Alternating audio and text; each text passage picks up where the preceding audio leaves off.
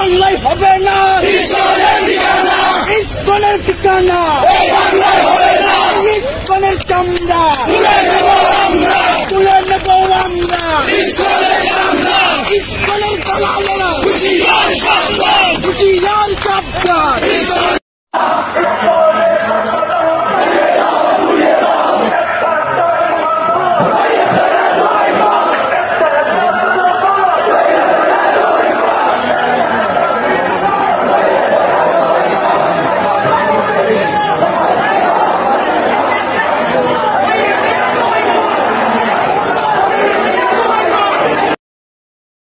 দর্শক, বাংলাদেশে এখনো এসব চলছে।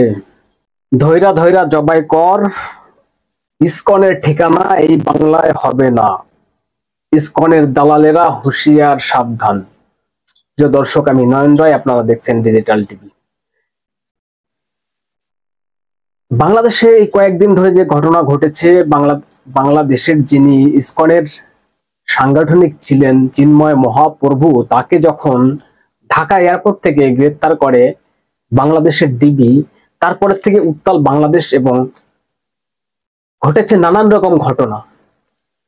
সংখ্যালঘুদের উপর অত্যাচার করা হচ্ছে, তাদের মন্দির ভাঙা হচ্ছে, তাদেরকে মেরে তাড়ানো হচ্ছে, মেরে হসপিটালে ভর্তি করা হচ্ছে, তাদের বাড়িঘর ভাঙচুর হচ্ছে। কিন্তু একটা কথা আমি বলবো, বাংলাদেশের হিন্দুদের কিন্তু ঘুম ভেঙেছে।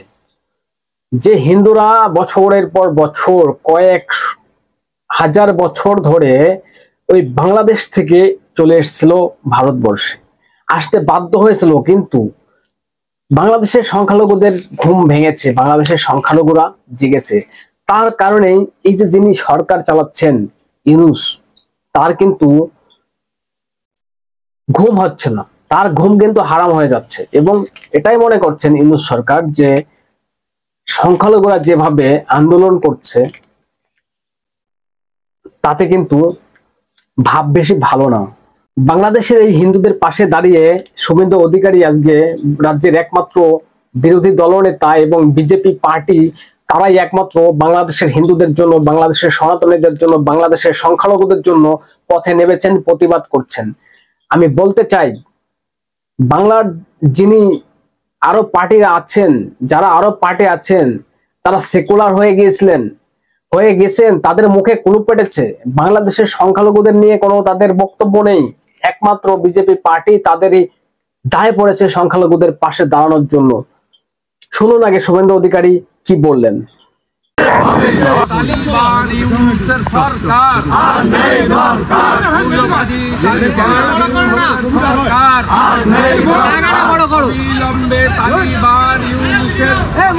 বরখাস্ত করতে হবে, মৌলবাদের বিরুদ্ধে, মৌলবাদের বিরুদ্ধে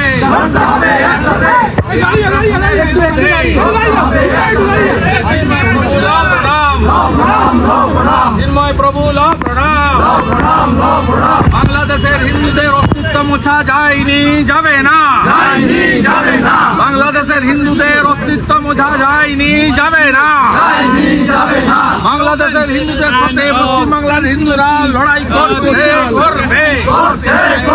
চিন্ময় প্রভু প্রণাম, চিন্ময় প্রভু প্রণাম। বাংলাদেশ থেকে হিন্দু অস্তিত্ব মোছা যায়নি, যাবে না।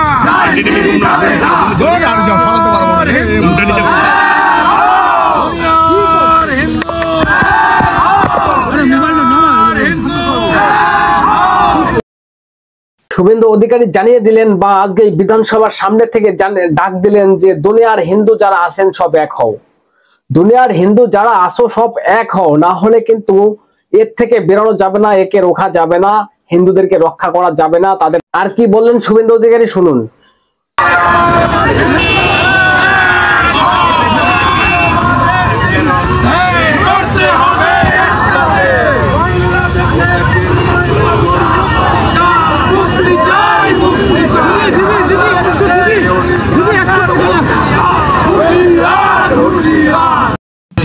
আমি আপনাকে বলি, গতকাল আমি টুইট এক্স হ্যান্ডেলে দেওয়ার পরে আমি মিনিস্ট্রি অফ এক্সটার্নাল অ্যাফেয়ার্সকে ট্যাগ করেছিলাম। ভারত সরকারের পক্ষ থেকে কড়া নিন্দা করে আজকে জানানো হয়েছে প্রত্যেকটা জিনিসে নিজস্ব পলিসি রয়েছে।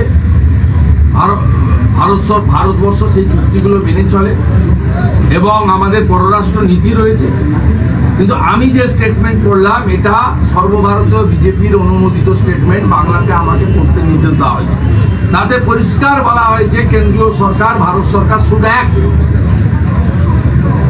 আমি বিজেপির কর্মী বা বিধায়ক হিসেবে বলবো না, আমি একজন সনাতনী হিসেবে বলবো ভারত সরকার নিশ্চিতভাবে কাজ শুরু করেছেন এবং চরম পরিণতির জন্য ডক্টর ইউনূসের সরকার প্রস্তুত থাকুন। চরম পরিণতি আপনারা দেখতে পাবেন, চরম পরিণতি। এবং বাংলাদেশকে কড়া হুঁশিয়ারি দিলেন, ইউনূস সরকারের চরম পরিণতি হবে, এটা পরিষ্কার ভাষায় বলে দিলেন শুভেন্দু অধিকারী যে বাংলাদেশে যিনি সরকার চালাচ্ছেন ডক্টর ইউনূস, তার চরম পরিণতি হবে, এটা কিন্তু শুভেন্দু অধিকারী হুঁশিয়ারি দিয়েছেন। এবং ভারতবর্ষের এটাই করা উচিত, এই ইউনূস সরকারকে বুঝিয়ে দেওয়া উচিত যে ভারতবর্ষ কি পারে, আমরা কি পারি, তাদেরকে বুঝিয়ে দেওয়া উচিত। দর্শক, এই ঘটনায় সারা বিশ্ব জুড়ে তোলপাড় হচ্ছে এবং সারা বিশ্ব জুড়ে আন্দোলন শুরু হয়েছে ইসকনের পাশে থেকে, হিন্দুদের পাশে থেকে। দেখুন, একটা বিদেশের যারা মুভমেন্ট করছিলেন, যারা আন্দোলন করছিলেন, যারা হিন্দুদের পাশে থেকে বার্তা দিচ্ছিলেন, একবার দেখে নিন আপনারা।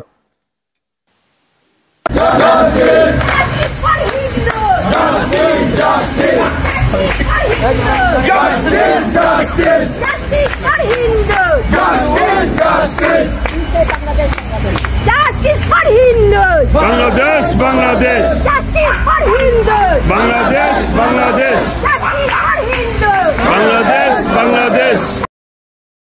এটা তো আপনারা দেখলেন যে বিদেশের মাটিতে, দেশের বাইরে, বিদেশেও তারা আন্দোলন করছে। যারা হিন্দুরা, সংখ্যালঘুরা, যারা সনাতনীরা আছেন, তারা রাস্তায় নেমেছেন, পথে নেমেছেন, বাংলাদেশের হিন্দুদের পাশে দাঁড়িয়েছেন। এবং গ্রাহক দেখলেন বাংলাদেশের এই পরিস্থিতি ভয়াবহ দিকেই যাচ্ছে। ইউনূস সরকার কি চাচ্ছে আমি জানি না, ইউনূস সরকার এটাই চায় আমার ধারণা।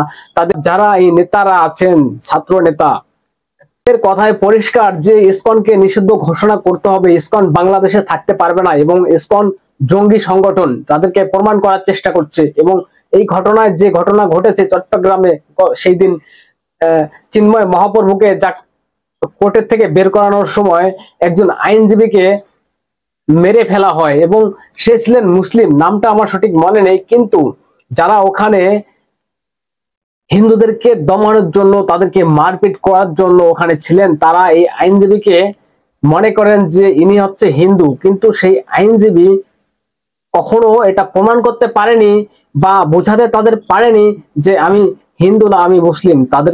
তাকে পিটিয়ে খুন করা হয়েছে ওখানে।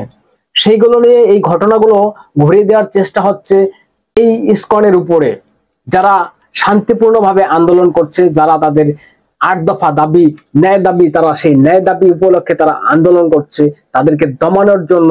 তাদের কথা শুনতে চায় না সরকার। এবং সর্বশেষ একটাই কথা, বাংলাদেশ চায়, বাংলাদেশের এই উগ্রপন্থীরা চায়, বাংলাদেশের জামাতিরা চায় বাংলাদেশ থেকে যেন হিন্দুরা চলে যায়। বাংলাদেশটা তাদের বাপের দেশ মনে করেছে তারা, তাদের বাপ দাদা গেলার দেশ মনে করেছে তারা, যে এই দেশে তারা থাকতে পারবে না, হিন্দুরা এই দেশে থাকতে পারবে না। এটাই হচ্ছে এই ইউনূস সরকারের একমাত্র ডিসিশন এবং ভাবনা। ইউনূস সরকার চায় যাতে এই দেশ থেকে তারা চলে যায়। জানি না দর্শক এর শেষ কোথায় হবে এবং এই চিন্ময় মহাপ্রভুকে কবে মুক্তি দেওয়া হবে। অবিলম্বে বলবো তাকে মুক্তি দিতে হবে। কি বলবেন দর্শক? আপনাদের গুরুত্বপূর্ণ মতামত জানাবেন কমেন্টস বক্সে এবং নজর রাখবেন ডিজিটাল টিভিতে। চ্যানেলটাকে সাবস্ক্রাইব করে পাশে থাকবেন।